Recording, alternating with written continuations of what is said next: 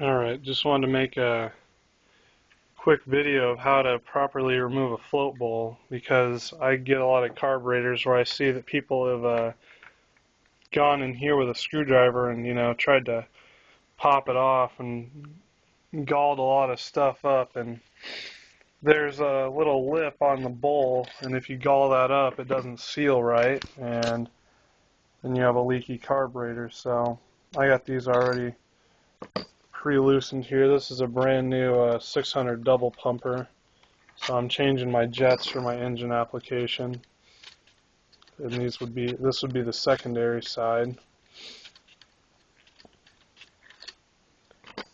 Alright, I'm gonna take the carburetor and flip it up here so we got a good view.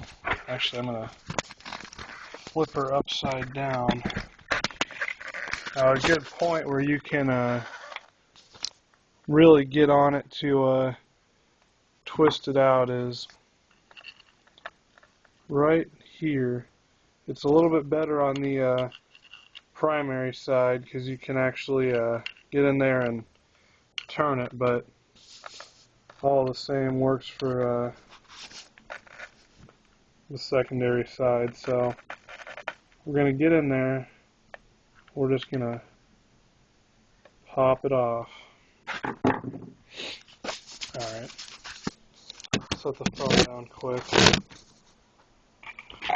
So that's really all it takes. You just got to get somewhere to pry off of. Then you're fine. So I guess I might as well go over how to pull out the jets, which is pretty darn simple. Then after you break that side loose, then you can just kind of work around it and don't pull too hard, and make sure your gasket all comes off to one side. If not, you can help it around with a screwdriver. So and there you go, you're off, and you haven't ruined your gasket yet. And these are reusable gaskets, but they're only reusable if you don't ruin them. So, and then to change the jets, you just go in, you try and find a, oop, that was almost really bad. Usually you have a carb stand, but if you're like me, you don't.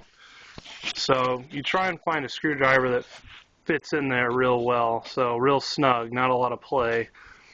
So this big screwdriver of mine here fits right in there. So you do that and you twist them out, and that's the end of it. So just what I want to make a quick note of again is don't go prying in between there like that, because that'll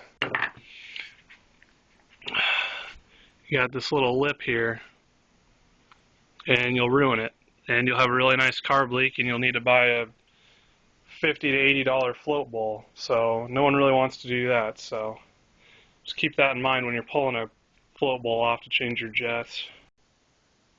Also, when removing the jets, be sure when you have your screwdriver in there, put one hand on the other side of the carburetor and be sure to push in while you turn, or else you're going to spin off and really screw up your jet. So, well, not essentially the part that actually is the business part of the jet, but it'll do some damage. So that's something to keep in mind as well.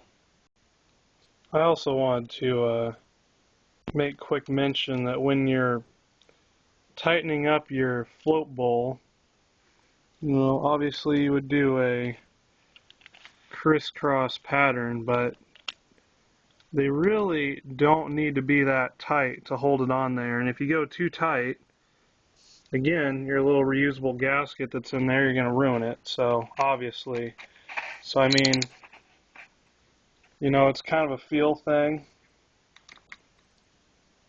You can kind of just feel when everything's about not